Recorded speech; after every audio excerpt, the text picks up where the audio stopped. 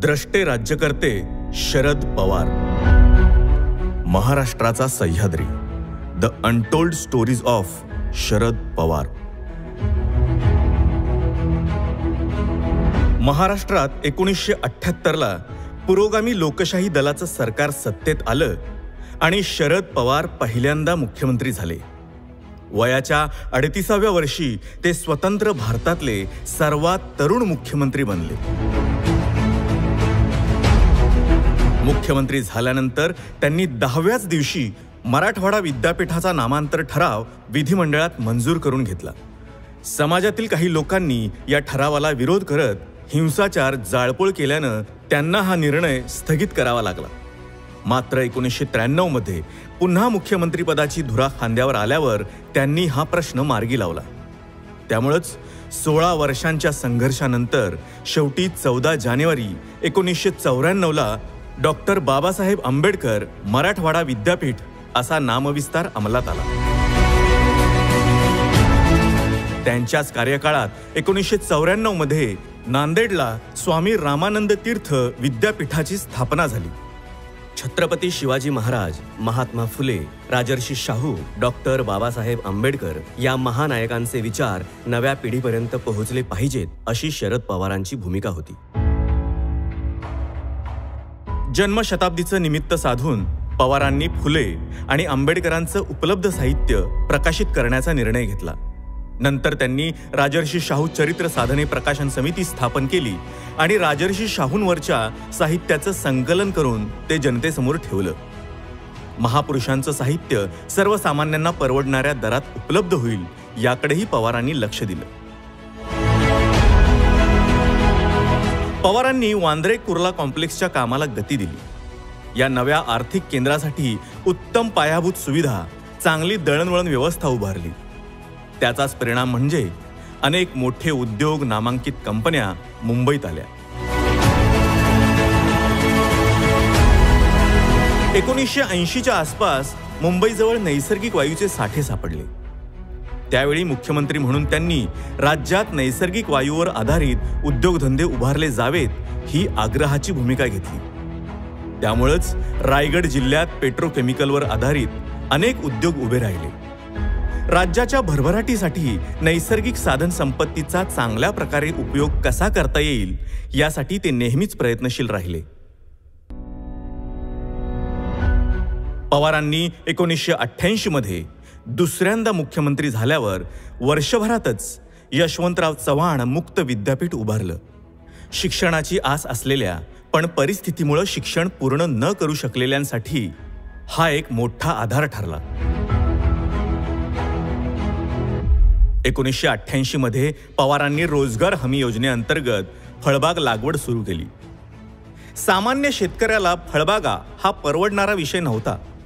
लागवडीचा खर्च जास्त आणि उत्पन्न हातात यायला खूप वेळ लागत असल्यामुळे सर्वसाधारण शेतकरी त्याकडे वळत नव्हता. पवारांनी फळबाग लागवड रोजगार हमी योजनेला जोडली. त्यामुळे फळबागेसाठी गुंतवणुकीचा प्रश्न आपोआपच सुटला. पडीक जमिनी लागवडीखाली आल्या आणि महाराष्ट्र फलोत्पादनात देशातलं अग्रेसर राज्य बनलं. याविषयी बोलताना आंतरराष्ट्रीय ख्यातीचे कृषी संशोधक डॉक्टर M.S. स्वामीनाथन यांनी शरद पवार हे देशातल्या फलोत्पादन क्रांतीचे जनक आहेत असे गौरवोद्गार काढले. केंद्रातला कर्मचाऱ्यांचा महागाई भत्ता वाढला की तो राज्य सरकारच्या कर्मचाऱ्यांनीही लागू करण्याचा निर्णय पवारांच्याच कारकिर्दीत झाला. 1993 मध्ये चौथ्या वेळी मुख्यमंत्रीपदी विराजमान झाल्यावर पवारांना लगेचच संकटांना सामोरं जावं लागलं. संरक्षण मंत्रिपदाचा राजीनामा देऊन महाराष्ट्रात येऊन त्यांना 1 आठवडाच झाला असेल तोच मुंबईत साखळी बॉम्बस्फोटाची घटना घडली. अख्खी मुंबई हादरली. घटनेचं गांभीर्य ओळखून त्यांनी सर्व प्रशासन यंत्रणा युद्ध पातळीवर कामाला लावली. समाजात धार्मिक तणाव निर्माण होणार नाही याची काळजी घेतली. शक्य तितक्या लवकर शहरातील रेल्वे, बेस्ट सेवा, टेलिफोन यंत्रणा, वीज पुरवठा, दूध पुरवठा सुरळीत केला. त्यांच्या प्रयत्नांमुळे 2 दिवसानंतर शाळा, महाविद्यालय, उद्योग व्यवसाय नेहमीप्रमाणे सुरू झाले. बॉम्बे स्टॉक एक्सचेंजचंही यात प्रचंड नुकसान झालं होतं. पण दिवस रात्र एक करून त्यांनी 15,000 टेलिफोन लाईन्स दुरुस्त करून 48 तासात शेअर बाजार सुरू केला. यातून मुंबई पूर्वपदावर आली हा संदेश जगभरात गेला. धुळे जिल्ह्यातल्या आदिवासी भागात कुपोषणामुळे एका दिवसात 10-12 लहान मुलं दगावल्याची घटना शरद पवारांना समजली. परिस्थितीचं गांभीर्य ओळखून पवारांनी स्वतः त्या भागाला भेट द्यायचा निर्णय घेतला. दुर्गम भाग असल्यामुळं पाड्यांपर्यंत नीट रस्ता नव्हता. सहकाऱ्यांसोबत 12 किलोमीटर चालत जाऊन ते पाड्यावर पोहोचले. तिथलं चित्र पाहून ते उद्विग्न झाले. त्यांनी तिथूनच मुख्य सचिवांना आदिवासींसाठी अंदाजपत्रकात स्वतंत्र तरतूद करण्याची सूचना दिली. हा क्रांतिकारक निर्णय पुढे देशानंही स्वीकारला. लातूरच्या भूकंपावेळी त्यांनी ज्या पद्धतीने ही परिस्थिती हाताळली, भूकंपग्रस्तांचं पुनर्वसन केलं, त्यातून त्यांच्यातल्या कुशल प्रशासकाचं दर्शन झालं. भूकंपामुळे गावाच्या गावं उद्ध्वस्त झाली होती. ढिगाऱ्यांखाली हजारो मृतदेह अडकले होते. त्यातच पाऊस पडल्यानं परिस्थिती आणखीनच चिघळली होती. पवारांनी प्रसंगावधान राखत त्यांचा मुक्काम सोलापूरला हलवला आणि भूकंपग्रस्तांना सर्वतोपरी दिलासा दिला. यासोबतच महिला, कृषी, उद्योग, कला, क्रीडा, साहित्य, सहकार अशा विविध क्षेत्रात त्यांनी भरीव योगदान दिलं. त्याची स्वतंत्रपणे नोंद घ्यायला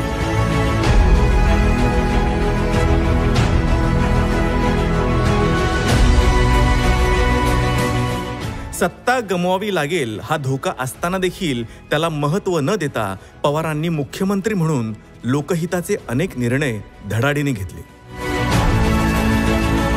राज्याचा भूगोल तळहातावर घेऊन फिरणाऱ्या या नेत्यानं जनतेला आपलंसं करून महाराष्ट्राच्या सर्वांगीण विकासासाठी अविरत कष्ट केले.